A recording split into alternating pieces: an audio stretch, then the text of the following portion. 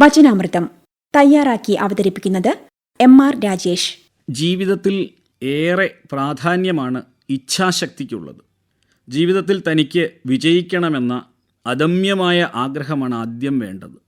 ഇച്ഛാശക്തി കൊണ്ട് അറിവ് സമ്പാദിക്കാൻ കഴിയണം. അത് ജ്ഞാനശക്തിയായി പരിവർത്തനം ചെയ്യപ്പെടുകയും വേണം. ആ ജ്ഞാനശക്തി മനുഷ്യന് ക്രമത്തിൽ അനേക വിധങ്ങളായ കർമ്മങ്ങളിൽ ശക്തി നേടാനുള്ള കഴിവ് നൽകുന്നു. ആ കഴിവാണ് ക്രിയാശക്തി.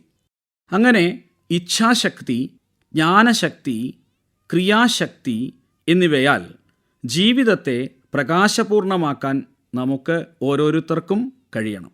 ഇന്ന് യുവാക്കളിലേക്ക് തിരിഞ്ഞാൽ ഈ ഇച്ഛാശക്തിയും ജ്ഞാനശക്തിയും ക്രിയാശക്തിയും കാണാൻ നമുക്ക് സാധിക്കുന്നുണ്ടോ? ഉണ്ടെങ്കിൽ ആത്മഹത്യ ചെയ്യുന്നവരുടെ എണ്ണം പെരുകുകയില്ല, മനോരോഗികളുടെ എണ്ണവും പെരുകുകയില്ല. പ്രതിസന്ധികളെ തരണം ചെയ്യാൻ കഴിയാതെ വാടിത്തളർന്നു പോകുന്ന യുവത്വം നമ്മുടെ ശാപമായി മാറിക്കൊണ്ടിരിക്കുകയാണ്. ജീവിതത്തിൽ പ്രതിസന്ധികളില്ലാതെ മുന്നോട്ടു പോകാൻ കഴിയില്ലെന്ന് തീർച്ച. എന്നാൽ പ്രതിസന്ധികളെ നാം എങ്ങനെയാണ് നേരിടേണ്ടത്? ജീവിതത്തിൽ വിജയം കൈവരിക്കണമെങ്കിൽ നിരവധി പ്രതിസന്ധികളെ തരണം ചെയ്യേണ്ടതായി വരും. അതിന് നല്ല ഇച്ഛാശക്തിയാണ് നമുക്ക് വേണ്ടത്. എന്ത് സംഭവിച്ചാലും ലക്ഷ്യത്തിലെത്തുക തന്നെ വേണമെന്ന വിചാരത്തോടുകൂടി പരിശ്രമിക്കുകയാണ് വേണ്ടത്. അതിനുവേണ്ടി ദൃഢപ്രതിജ്ഞ എടുക്കുന്നവനെ ജീവിത വിജയം സാധ്യമാകൂ. ചെറിയ പ്രതിസന്ധികൾക്ക് മുൻപിൽ തോറ്റോടുന്നവർക്ക് വലിയ പ്രതിസന്ധികൾക്ക് മുൻപിൽ പിടിച്ചു നിൽക്കാൻ കഴിയാതെ വരും. വലുതും ചെറുതുമായ പ്രതിസന്ധികളെ നേരിടാൻ നമുക്ക് വേണ്ടത് ജ്ഞാനശക്തിയാണ്, അഥവാ അറിവാണ്.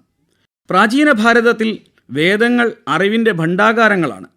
അറിവ് അനുഭവത്തിലേക്ക് പരിവർത്തനം ചെയ്യപ്പെടുമ്പോഴാണ് പ്രതിസന്ധികളെ തരണം ചെയ്യാനുള്ള കരുത്ത് കൈവരുന്നത്. അതിനാൽ അറിവിനെ സ്വീകരിക്കാൻ തയ്യാറാകണം. ജ്ഞാനസാഗരത്തിൽ മുങ്ങിക്കുളിക്കാൻ കഴിയുന്നവൻ ജീവിത വിജയത്തിലേക്കുള്ള രണ്ടാം സോപാനം കടന്നു പോകുന്നു.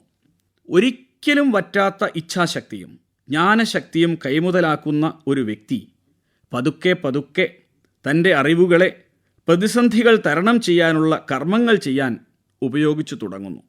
തൻ്റെ മുൻപിലേക്ക് കടന്നു വരുന്ന പ്രതിസന്ധികളെ തട്ടി നീക്കാനുള്ള ക്രിയാശക്തി കൈവരിക്കുന്നതോടെ വിജയത്തിൻ്റെ ദീപ്തമാർന്ന ഭാവങ്ങൾ ഓരോ വ്യക്തിയിലും അഭിവ്യഞ്ജിച്ചു തുടങ്ങും.